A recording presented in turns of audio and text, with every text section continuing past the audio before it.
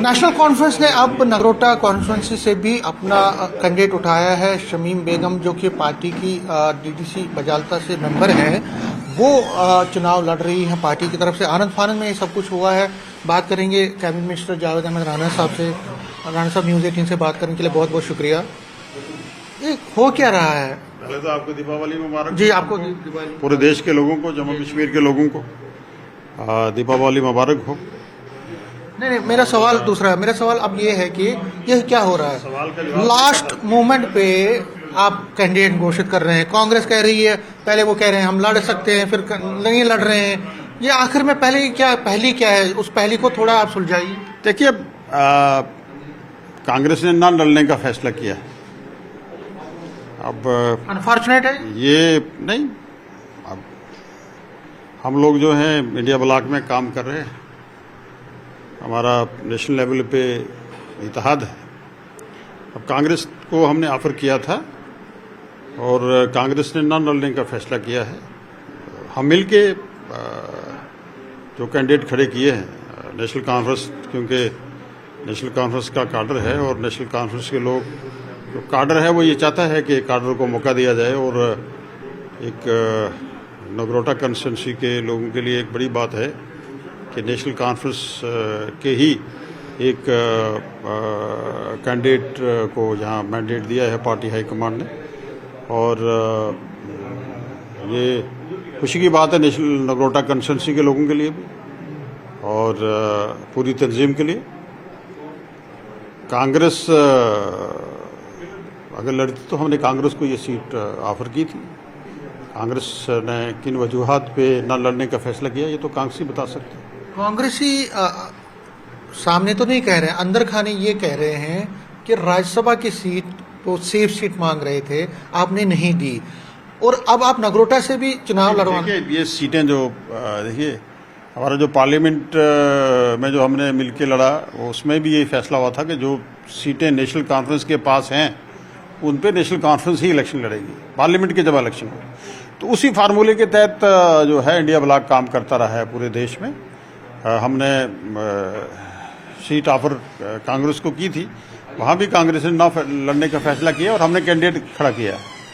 कांग्रेस को एक मौका हमने दिया। आप उनको वो सीट दे रहे हैं ना कि जो उनके लिए सेफ नहीं है। देखिए, नगरोटा में पार्टी 5000 वोटों से चुनाव जीती थी। सुनिए मेरा सवाल सुनिए। सियासत में कोई सेफ नहीं होता, कोई अनसेफ नहीं होता। सियासत एक जदोजहद का नाम है, एक स्ट्रगल का नाम है। लड़ाई तो लड़नी पड़ती है सियासत में। लेकिन आप उन्हीं को क्यों बोलते हैं कि आप लड़ाई लड़ो और उस जगह पे लड़ो जहां पे उनको हारना ही हारना। हम खुद लड़ रहे हैं उस पर। अगर हमें हारना ही होता तो हम क्यों कैंडिडेट खड़ा करते हैं? हम लड़ रहे हैं और इंशाल्लाह 4 की 4 सीटें जीते। लेकिन वो तो तब लड़ रहे हैं ना कि जब उन्होंने रिफ्यूज किया। मेरा सवाल सुनिए पहले। मेरा सवाल सुनिए। राज्यसभा की सीट में वो एक सेफ सीट मांग रहे थे, ठीक है?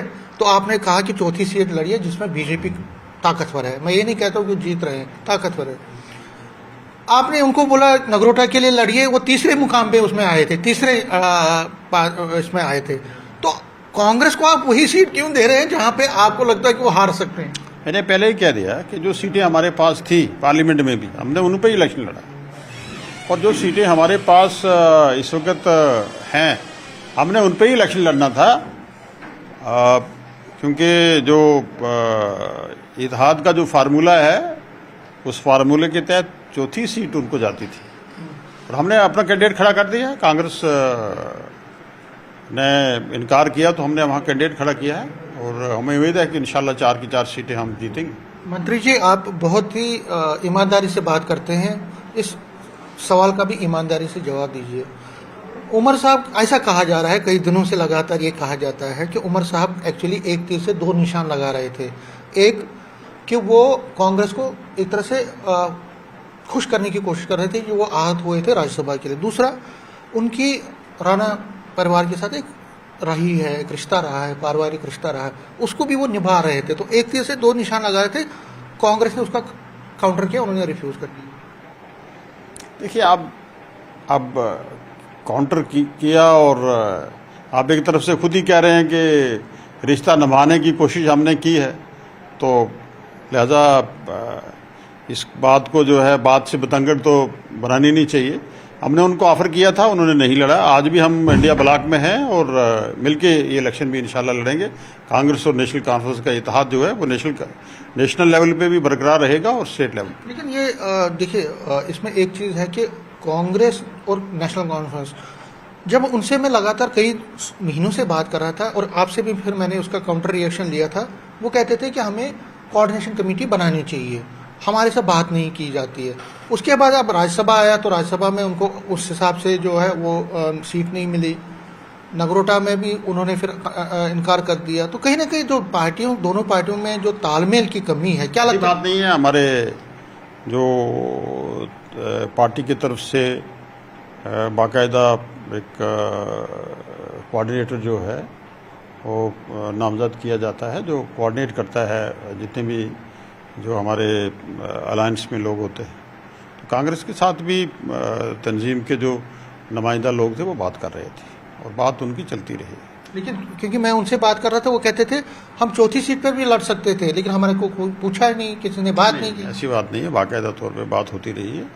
मेरी डॉक्टर फारूक साहब से 2 दिन जम्मू आने से पहले मीटिंग हुई थी। उस दिन भी कांग्रेस हमारा जो तंजीम का जो नुमाइंदा था वो कांग्रेस हाई कमांड के साथ बात करके आया था और डॉक्टर साहब को उन्होंने कन्वे किया था। बातचीत चलती रही है और हम कोऑर्डिनेशन में हैं एक दूसरे के, ऐसी बात नहीं है। शायद किस लेवल पे कांग्रेस के हमारे लीडर साहब किसने की बात आप कर रहे हैं, मेरे समझ से बाहर है ये, लेकिन कोऑर्डिनेशन में है। खुद डॉक्टर फारूक अब्दुल्ला दिल्ली में गए थे और सोनिया जी से और राहुल जी से मुलाकात करके आए। उससे बड़ी कौन सी कोऑर्डिनेशन हो सकती है?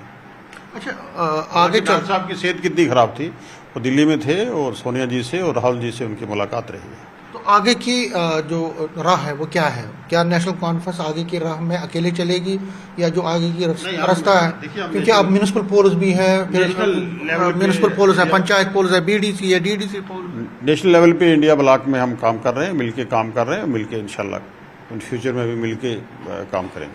तो उनकी जो कंसर्न्स है उसके लिए क्या आप कोई पहल करेंगे?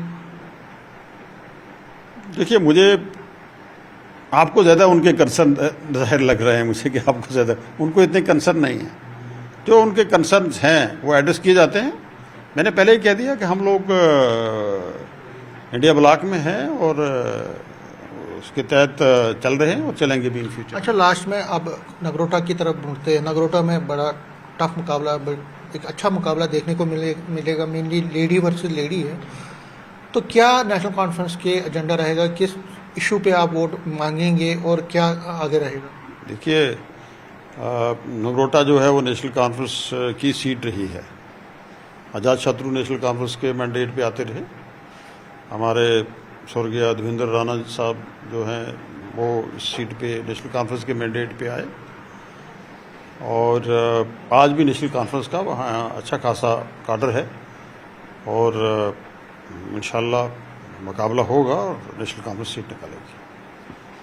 और मैं अपील करूंगा जम्मू कश्मीर के लोगों को कि इस टफ टाइम में जब हम जहां हम रियासत की बका के लिए, जम्मू कश्मीर की शनाख्त के लिए, जम्मू की शनाख्त के लिए एक लड़ाई लड़ रहे हैं, इस लड़ाई में लोग हमारा साथ देंगे।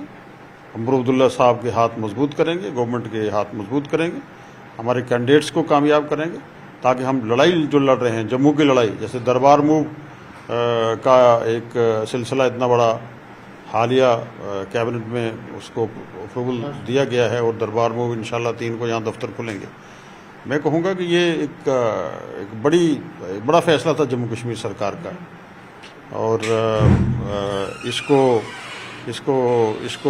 बिला जवाज़ और इसको क्लोज कर दिया गया था। दोबारा दरबार मूव का जो सिलसिला है वो जारी और सारी रहेगा और इससे जम्मू के हित में फैसले होंगे और जम्मू के इंटरेस्ट को हमेशा जम्मू कश्मीर नेशनल कॉन्फ्रेंस ने एड्रेस किया और इन फ्यूचर भी करेंगे। कैमरामैन साहिबा के साथ में समीर भाई, न्यूज़ 18 जम्मू।